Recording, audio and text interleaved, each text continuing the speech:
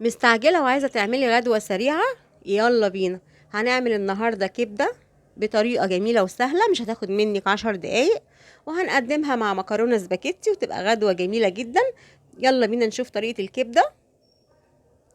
في صينية على البوتاجاز وهحط حتتين ليا وشوية زيت، هقلبهم تقليبة كده تشويحة، وبعد كده هنزل بالكلاوي،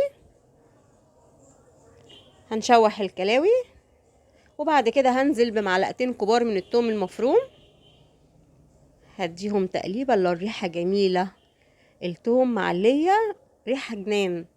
وبعد كده نزلت بالكبده وهنقلب.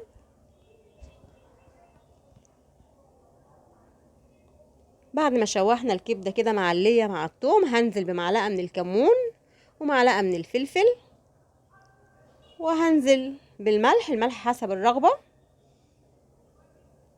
وهنقلب كده الطاسه الجميله دي.